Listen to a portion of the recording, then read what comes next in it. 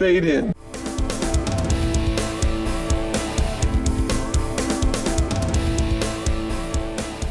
How are you doing, everybody? Hope you're doing well. Let's start out with some Indiana Jones 5 breaking news. To anyone thinking Indiana Jones 5 might be good, just let me point out: 1. Steven Spielberg is not directing. 2. Kathleen Kennedy is producing. 3. Harrison Ford is 78 years old. 4. It's written by Jonathan Kasdan, who wrote Solo. This is the director that Lucasfilm hired, replying to this guy's tweet. Thanks, Matt. 1. Keep making the world a better place, crapping on things in the first week of production from your basement. So he starts off with an attack. In the most basic attack, the toxic fan from the basement, the neckbeard man baby. 2. Never seen a script by John, nothing against him, just reality. Butterworths and I started from a blank page. 3. 1 through 3 are hugely talented and all at my side. 1 through 3 meaning Steven Spielberg, Kathleen Kennedy, and Harrison Ford. Steven Spielberg, okay. Kathleen Kennedy, f*** off. And Harrison Ford likes money. I don't know who's excited for Indiana Jones 5, especially after Crystal Skull. And why do you think this person's living in a basement when the first Indiana Jones film came out in 1981? This is an old IP. You have older fans of Indiana Jones. You're fortunate enough to have younger fans of Indiana Jones. That isn't because of Crystal Skull. You're at the point in the franchise where all there is left to do is go to space. Lucasfilm has a tendency of hiring people that can't handle the least bit of criticism and attack the fans. He could have easily just been like, hey, I hope to prove you wrong. I'm excited to work on this project. I can't wait for you to see it. Let me know what you think then. That's my thoughts. What do you think? Let me know down below. If you like what we do here, please let us know by leaving a like on this video.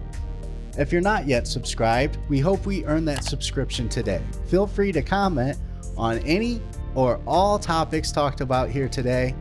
There's a lot to cover, so let's get into it. The Masters of the Universe Revelation trailer dropped. I like in the trailer that they actually made Prince Adam smaller so that it's not just He-Man dressed up in like pink and nobody knows that he's He-Man. At least there is some type of metamorphosis happening.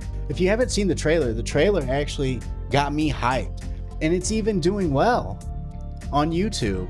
Like and dislike ratio is nice. This is the He-Man cartoon being created by Kevin Smith that has now had some controversy lately because we believe that there will be a bait and switch going on with this. Somebody pulled up an old tweet saying that Kevin Smith never liked He-Man, but then he is in charge of making the new He-Man show for Netflix. So apparently what's going to happen is there's going to be a time jump, and He-Man's no longer the main character, and now Teela takes over as the leader. This picture, this image of Teela, they always have to make the women as butch as they can. They did this in The Last of Us 2. Top surgery, of course. I just don't see this show doing well for fans if Kevin Smith lied about what's going on. I don't know why it's so difficult for creators to get fans excited, to talk about it, to be kind of transparent, but keep some secrets. Dangle that carrot, get people thinking, oh man, you can't wait for it. Are you excited about Masters of the Universe? Let me know down below what you think of this. You think it's gonna flop? You think it's gonna be awesome? Let me know what you think. Emilia Clarke's debut comic book follows a single mom whose secret weapon is her period. That's right, folks, that comic book you've always been wanting is now gonna hit the stands. You may remember her from that dragon lady, that person in Solo nobody cared about, and a Starbucks Sarah Connor. As a kid in London, Emilia Clarke got a distinct vibe from her local comic book shop. No girls allowed. Bullshit. I remember being a young kid in a comic book shop. Me and my friends wanted to know a girl that would want to go there with us. We thought girls that liked comic book stuff and geeky stuff were cool. Oh my god, somebody with good hygiene and smells great. Every young boy's worst fear. I read a lot of fantasy novels full of rich worlds as a child, like Lord of the Rings. That was always the place my imagination would gravitate toward. Later on, when I went to Comic-Con for the first time at 22 with Game of Thrones, I was amazed at what I saw. Almost entirely men. Later, as tides turned in the industry and #MeToo emerged, I began to look at the community through those eyes. Yeah, what, 22? How old is she now? 34 years old. So she was there, I'm terrible at math, 2009? Yeah, I can believe that.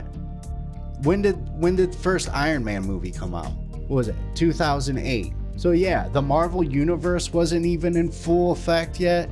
I can totally believe that it was majority of males at Comic-Con. Especially cosplay wasn't extremely huge yet. The women that prey on simps at Comic-Cons and then ignore them because they don't care about the characters they're dressed up as or the fans. Clarke started dreaming about what a comic book might look like from her perspective, a notion that quickly gained steam. She recruited an all-female creative team and made a comic featuring what is undoubtedly one of the most progressive female heroes in the genre.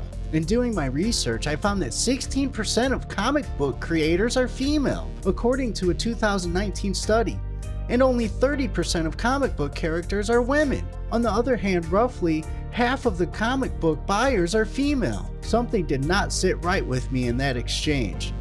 And all these signs were telling me to go make my own. So if half of the readers are female, or buyers, half of the buyers are female, what do you think they're buying? Because there's females that like Deadpool.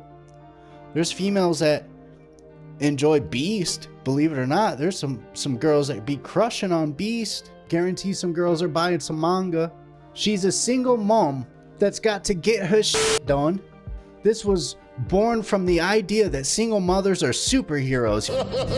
You need superhuman strength to do that. When you get into your 30s and your friends start having kids, you're like, oh my god, I was not aware of what it took. Holy shit.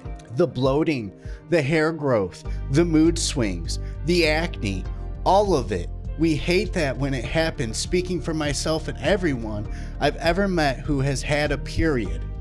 What if we turned that around and made the period something that we can feel as this unique, crazy, superhuman thing that happens in our body? When Maya is scared, she goes invisible. When she's angry, she has superhuman strength. She can swing like Spider-Man from her armpit hair. Who is this comic for? Do you think women want to buy this comic? When this comic sells like 10 copies, don't yell at men about your comic doing poorly. And remember, your idea was shit.